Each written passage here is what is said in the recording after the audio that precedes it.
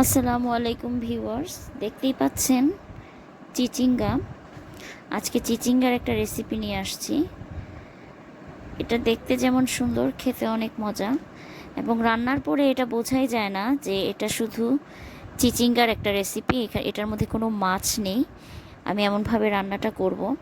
অনেকে খেয়ে ভুল করে থাকেন যে হয়তো এটাতে মাছের ঝুড়ি মিক্সড করা হয়েছে কিংবা মাছ।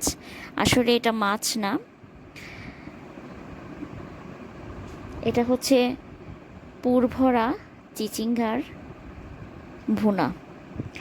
তো প্রথমে এরকম চিচিঙ্গাকে একদম খোসা ছাড়িয়ে আমি এরকম সাইজ কেটে নিয়েছি। আর এখানে নিয়েছি ডাল। আমরা যে ডাল দিয়ে পেঁয়াজু বানাই সে ডালটা নিলেও হবে, আবার মসুর ডাল নিলেও হবে। তো আমি ওই ডালটা নিয়েছি, এটা দিয়ে খুব টেস্ট হয়। তো নিয়ে প্রথমে এখানে তেল দিলাম, তারপরে পেঁয়াজ কাঁচামরিচ দিয়ে লবণ দিব, তারপরে হালকা নেড়ে চেড়ে এটার মধ্যে একটু হলুদ দিব। অর্থাৎ পেঁয়াজুতে আমরা যেরকম মশলা ব্যবহার করি সেরকম হবে। একটু নেড়ে চেড়ে পেঁয়াজটা যখন একটু হালকা ব্রাউন কালার হবে কিংবা একটু ভাজা ভাজা হবে, তো তখন আমি এর মধ্যে ডালটা দিয়ে দেব। ভিউয়ার্স, আমি একটু হলুদের গুঁড়া মিশিয়ে নিয়েছি, দেখতেই পাচ্ছেন পেঁয়াজটা যখন একটু ভাজা ভাজা হয়েছে। তো এরপর আমি এখানে ডালটা দিয়ে দিচ্ছি।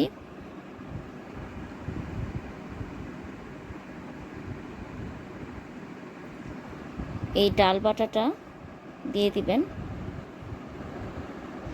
যেহেতু পুর ভরা চিচিঙ্গা ভুনা, তো পুরের জন্য আমি পুরটা রেডি করে নিচ্ছি। প্রথমে চিচিঙ্গার যে পুরটা দিব আমি, এই পুরের মধ্যে থাকবে ডাল, কিন্তু এই ডালটা একদম বোঝা যাবে না, বোঝা যাবে যে এটা মাছ। এটাকে একটু নেড়েচেড়ে আমি তুলে নেব।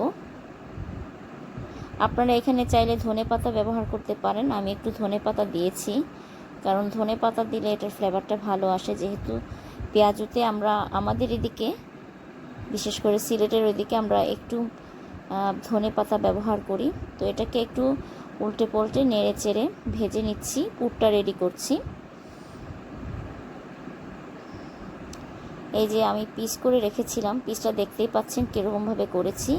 তো এখন এই পুরটাকে আমি এরকমভাবে একদম চেপে চেপে দিয়ে দিব, একদম যেন টাইট হয়ে থাকে। যদি এটা টাইট না হয় তাহলে কিন্তু আবার পড়ে যাবে, মানে এটা ভিতরে থাকবে না। পুরটা দিয়ে তারপরে আমি এটাকে ডিম দিয়ে ভাজবো। আমি এভাবে চামচ দিয়ে দিয়ে দিচ্ছি, একটু চেপে চেপে দিচ্ছি, দেখতেই পাচ্ছেন। কারণ চেপে না দিলে, এটা টাইট না হলে এটা ডালটা ভিতরে থাকবে না, বের হয়ে আসবে।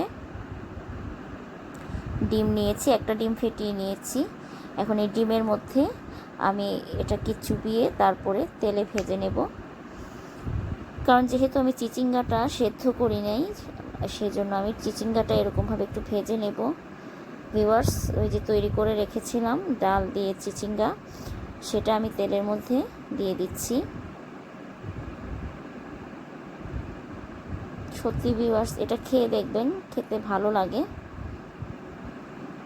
এই যে ডিমের মধ্যে আমি এটাকে একটু চুবিয়ে তারপরে তেলে দিয়ে দিচ্ছি।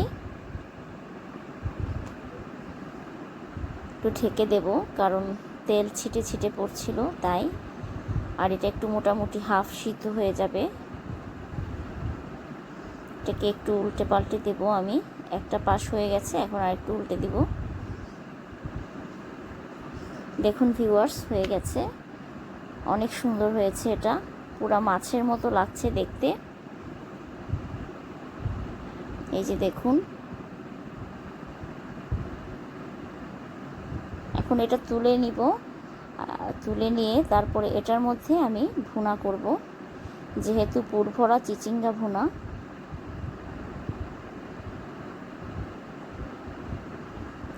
তুলে নিয়েছি, এখন আমি তেল দিলাম, তেল দিয়ে পেঁয়াজ কুচি দিচ্ছি। এটাকে এখন ভুনা করব। একটু স্বাদ মতো লবণ দিব। এটাকে একটু নেড়ে ছেড়ে নিব।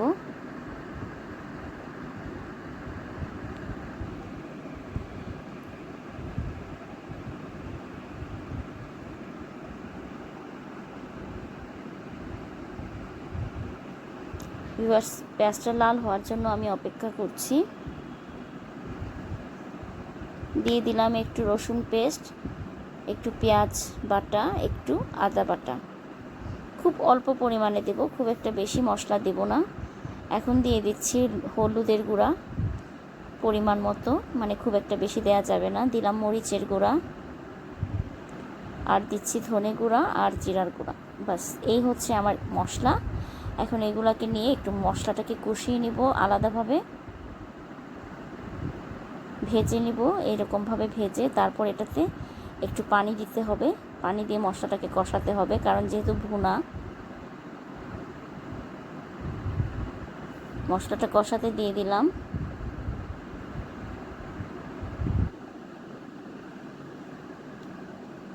একটু কিছুক্ষণের জন্য ঢেকে দেব।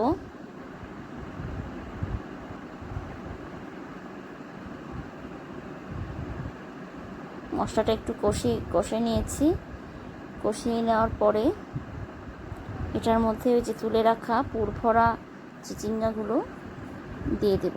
পুরভরা চিচিঙ্গার টুকরাগুলো এভাবে দিয়ে দিলাম।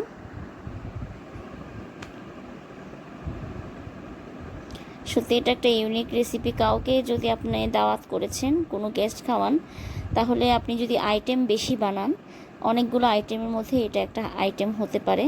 এবং খেয়ে প্রথমে কারো বোঝার উপায় নেই যে এটা মাছ না। ডালের টেস্টটা পুরাটাই মাছের মতো। আমারটা প্রায় হয়ে গেছে। এখন একটু ধনেপাতা, কাঁচামরিচ ছিটিয়ে দিব। আমি আগেই কাঁচামরিচ দিয়ে দিয়েছিলাম।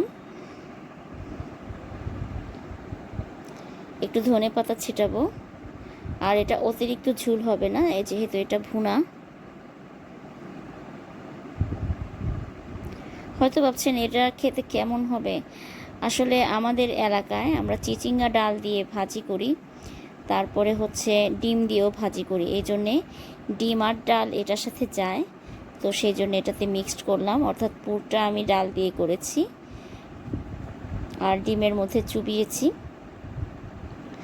আমার এটা তৈরি হয়ে গেছে, খুব সুন্দর কালার হয়েছে। সবাইকে ধন্যবাদ দেখার জন্য।